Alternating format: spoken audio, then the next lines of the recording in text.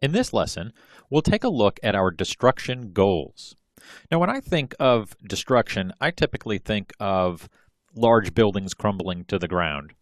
However, in this series of videos, what we're after here is not massive destruction, but subtle destruction.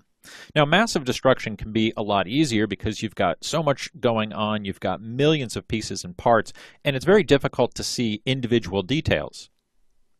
Our focus here is to take a vehicle like we have here and subtly add damage to it. Now, I say subtle, but we're going to do some violent animations in order to get the damage that we're after. But overall, we're not exploding the truck into a million pieces. What we're really after here is dents and breakaway parts to all come off of our vehicle. So we'll have pieces and parts that get dented, we'll have some parts that'll fall off, etc. Now, the main animation that we're going to do is to take this vehicle and have it flip. We're actually going to have it roll down a fictitious highway. As it rolls, we want to see damage accumulate onto the surface. Now, we're going to do this through an nCloth simulation. Now, why simulation? Well, we want to use simulation mainly because it can handle thousands and thousands of vertices and automatically add the deformation that we're looking for.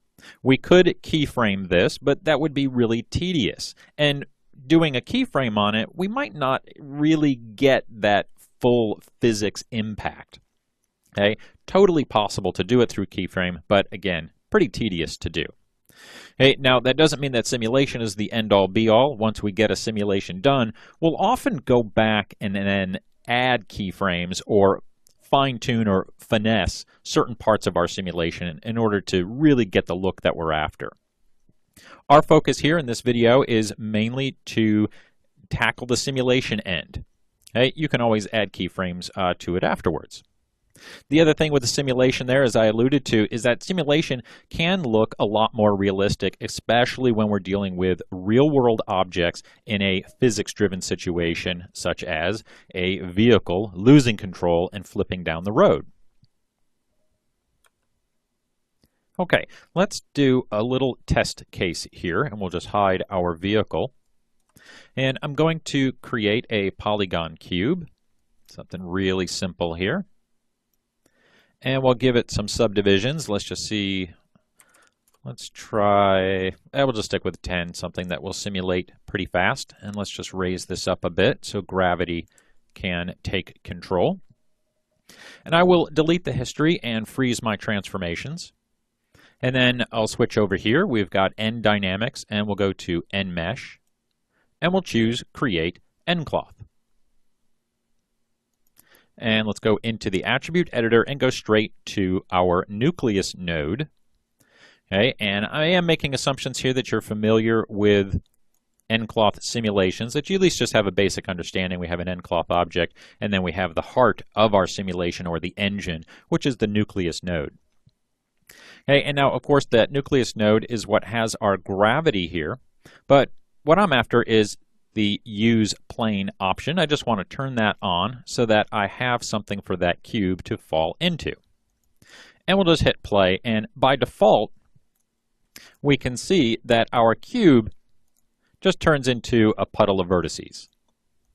Okay, and that's because it just has our default material on there. And that default material is very close to, we'll say, like a cotton type material or a t-shirt type material. It's a little bit looser than that, but this is the basic understanding there of what it's doing. Now, in order to get what we're after, more of a metal-like surface, I'm going to go in and just make some changes to that default material. And this is going to be just the basis of all of our materials that we're about to create for deformation. So we're leaving the basics on there, and let's just go on down till we get to our dynamic properties. And I want to take my stretch, compression, and bend resistance, and I'm going to hike these up to 200 for each of them. And we'll hit play again. Okay, notice that it's taking a lot longer to simulate. That's mainly happening from the bend resistance.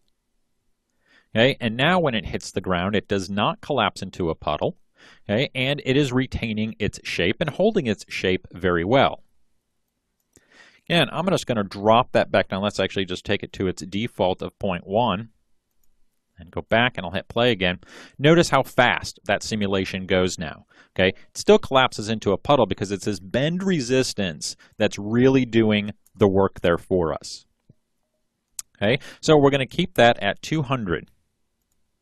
Now at 200, okay, it's retaining its shape really well, but what we want is when it hits the ground, we should see it dent, kind of collapse in on itself a little bit, okay, and then retain that shape, retain that collapsed shape. So let's go back to frame 1 again, okay, and the attribute that's going to allow this to happen is this guy right here, the restitution angle. I'm going to drop this to a value of 6, okay, and this will prevent it from returning back to its original shape, okay, and that's restitution. Okay, by dropping it down to a value of 6, okay, it's taking a very small angle, so that slight angle that's being changed is where it's locking into. Okay, now you might think, well, why don't we just drop this to 0? Below 6, I've noticed that we start to lose integrity of the actual simulation, and we start to get some unpredictable results. It just doesn't seem to work as well. So a value at 6 and even a little bit higher up into right around an angle of about 30 degrees seems to work really, really well for this. And I really like 6. It is one of the defaults here. If you look on your presets for, what is it, soft sheet metal, you'll see that that's also what Maya has set up for one of its default materials there, restitution angle of 6. And that, again, works really well, so we're going to stick with that. Okay.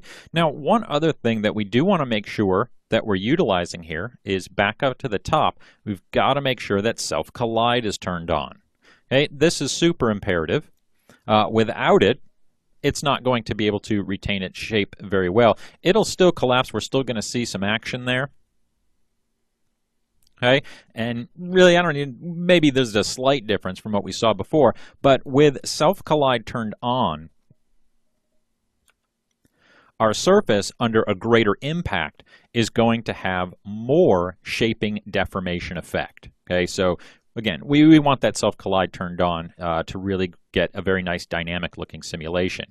Self-collide, of course, is more expensive. So unfortunately, we will take a hit for that. I'm going to turn that back on. And one thing that we can do, and we're going to mess around with here, is the self-collide with scale. By default, it's at 1, but I'm going to take it up to a value of 5. And we'll hit play again. And this is going to really slow my simulation down. Okay, but now notice when it hits. Look at the extra detail that we now get than we had before. We get these really nice indentations, kind of sharp angles, really showing off, like a real world metal deformation type effect. So by cheating that self-collide with scale, we can really get some nice looking metal-like deformations. And if we go back, I'm going to turn that self-collision thickness on so you can see here really how kind of ridiculous the value is by going to 5. If we take this back down, there's the base of the surface there, which is the actual collision thickness of 0.012, but we're cranking it up 5 times. Okay, so it's going way out there. So again, pretty extreme. And we could even think, hey, this seems to work at this level. Let's crank it up even further. So if I were to take that to a value of 10, okay, my simulation really starts to lag. Okay, and as it makes its way, okay, boom, we get a nice impact there. Little bit different of an effect. Okay, so it's something that you'll want to play with depending on the type of metal surface that you're after. perhaps a self-collide width scale of 10, this might be a bit more representative of a thicker type metal. Okay, we're dealing with cars and stuff, so we're going to stick with a value of 5, which again I like too because the simulation runs better at a self-collide width scale of 5 as opposed to the 10. So the higher we go there, the more difficult it is for the Nucleus engine to simulate. So again, we want to be careful of that. We want to be able to get some rapid feedback here so that we can make changes. Now overall, this is going to be a pretty heavy simulation, but you know, that's the price that we're going to have to pay in order to have something kind of look the way that we're after, to get those real metal-like deformations. Okay, so that is a look at our destruction goals.